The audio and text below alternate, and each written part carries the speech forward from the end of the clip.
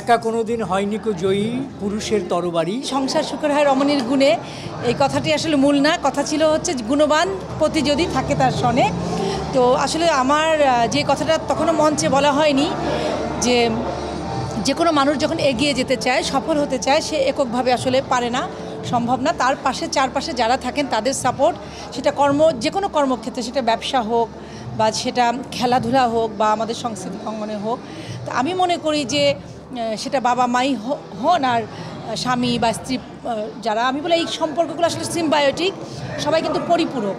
তো ওইভাবে যদি সাপোর্ট থাকে পাশে, অবশ্যই আমার মেধা, আমার জ্ঞান বা আমার গুণ, সেটা নিজস্ব আমার একেবারে ট্যালেন্ট যদি থাকে, প্রত্যেকটা মানুষের ইন্ডিভিজুয়াল, কিন্তু সেটাকে আসলে নারিশ করতে হয়, সেটাকে সাপোর্ট দিতে হয়। আমার খুবই ক্ষোভ আমাদের বাঙালি পরিবারগুলোতে, আমাদের সমাজে বেশিরভাগ যেটা হয়, একটা ছেলে ভালো গাইতে পারে, একটা মেয়ে ভালো আঁকতে পারে, খুব ভালো নাচ করতে পারে, সেই ব্যাপারগুলোকে একটা সার্টেন টাইম পর্যন্ত উৎসাহিত করা হয়, তারপর কিন্তু তাদেরকে বোঝানো হয় যে এখন তোমার টাইম আপ, এখন আর কিছু দরকার নেই। সেটা আসলে উচিত না। লেখাপড়ার পাশাপাশি থাকবে, সেটাও যেমন একটা মানুষের মেধা, তেমনি পাশাপাশি আর যা কিছু আছে।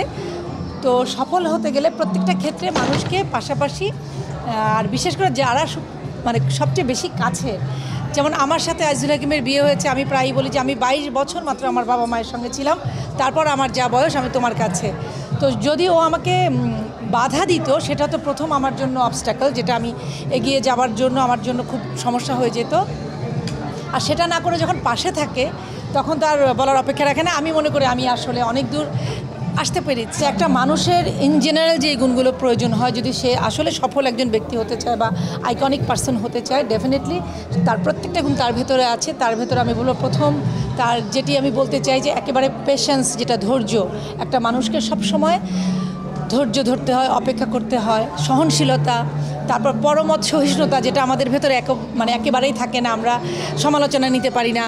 তো স্বপ্ন থাকে অনেক বড়, ওর স্বপ্ন ছিল, স্বপ্ন আছে, এখনও সে শিখছে, এখনও এগিয়ে যাওয়ার জন্য সে চেষ্টা করছে এবং অধ্যবসায়। সুতরাং যে গুণগুলোর কথা আমি বললাম, প্রত্যেকটা মানুষের ভেতরে যদি এই গুণগুলো থাকে এবং গিভ আপ না করা, যে অনেক সময় মানুষ হাল ছেড়ে দেয়, সব মানুষের ভেতরে কিন্তু গুণ থাকে।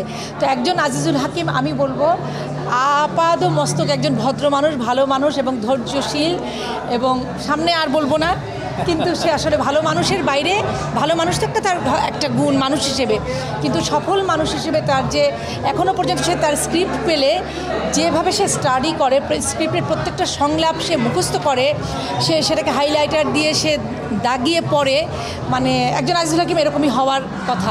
আমি শুরু করতে চাই এভাবে যে একটা কবিতা লাইন, একা কোনোদিন হয়নি কো জয়ী পুরুষের তরবারি, শক্তি দিয়েছে, প্রেরণা দিয়েছে বিজয়ী লক্ষ্মী নারী। তো সুতরাং স্বামী স্ত্রী বা একজন আরেকজনের সঙ্গে যে সম্পর্ক, সেই সম্পর্কটা কিন্তু এগিয়ে যাওয়ার জন্য খুবই প্রয়োজন। আমি মনে করি যে একটা পরিবারে যখন স্বামী স্ত্রী গাঁটছড়া বাঁধে বা শুরু করে সংসারটা, একেবারে শেষ দিন পর্যন্ত কিন্তু একসাথে থাকার জন্যই তারা সেটা করে। তো সুতরাং একজনের এগিয়ে যাওয়ার জন্য আরেকজনের সাপোর্ট থাকবে, এটাই স্বাভাবিক। আমরা আসলে এই জিনিসগুলোকে মেনে নিয়েই সামনের দিকে এগিয়ে যাচ্ছি বা আমরা সংসারটাকে সুন্দর করার চেষ্টা করছি।